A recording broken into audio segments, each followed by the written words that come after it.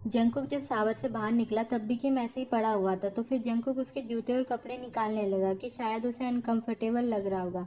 और वो सोचता है कि मुझे कुछ करने ही नहीं मिला, लेकिन मैं देखकर ही अच्छा फील कर सकता हूँ। और फिर वो सुबह कहेगा कि किम ने ड्रंक की हालत में उसके साथ ज़बरदस्ती सब कुछ कर लिया। लेकिन अचानक से किम जाग गया कि आप क्या कर रहे हो। जंगकुक कहता है कि तुम ऐसे ही सो गए थे तो मैं तुम्हारे कपड़े निकाल रहा था, तुम्हें अनकंफर्टेबल लग रहा होगा ना। किम कहता है कि हटो मेरे ऊपर से, लेकिन जंगकुक नहीं हटता। किम फिर से थोड़ी धमकी वाली आवाज़ से कहता है कि हटो मुझ पर से। अभी किम ड्रंक है तो फिर वो अभी जंगकुक से फाइट नहीं कर सकता है। तो वो इस तरीके से ही जंगकुक को अपने से दूर करने की कोशिश करता है। लेकिन जंगकुक तो उसके और करीब आने लगा कि किम तुम अभी बहुत ज़्यादा सॉफ्ट एंड क्यूट लग रहे हो। किम उसे घूंसा लगाने जाता है, लेकिन जंगकुक बहुत ही आसानी से उसे रोक लेता है कि तुम अभी अपने आप खड़े भी नहीं हो सकते, तो तुम ऐसा कैसे कर सकते हो।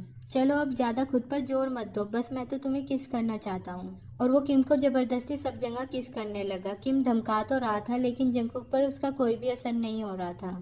और आखिर में वो किम को चिढ़ा रहा था कि तुम में तो ज़रा सी भी स्किल नहीं है और ज़रा सा भी एक्सपीरियंस नहीं है। किम उसकी ओर गुस्से से देख रहा था। तो जंगकुक कहता है कि ऐसे मत देखो कि तुमने उसे जरा सा भी इंजॉय नहीं किया। किम को अभी बहुत ज़्यादा एम्बैरेसिंग लग रहा था कि मैंने पूरी ज़िंदगी में इतना एम्बैरेसिंग कभी फील नहीं किया।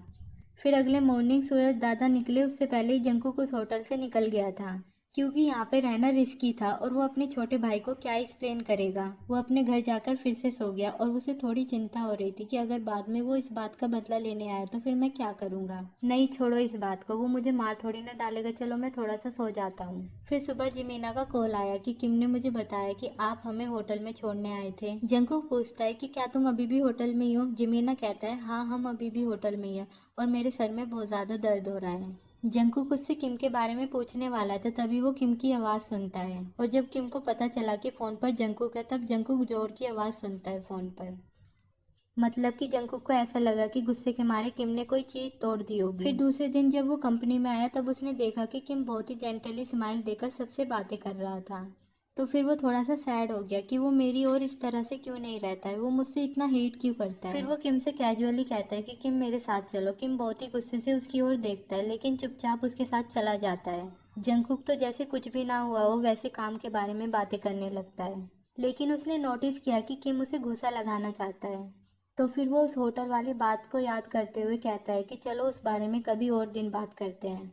लेकिन किम उसे धक्का देकर टेबल पर गिरा देता है और धमकाते हुए कहता है कि जॉन जंगकुक, सिर्फ मैं जिमीना की वजह से तुम्हें आखिरी बार रिस्पेक्ट दे रहा हूँ।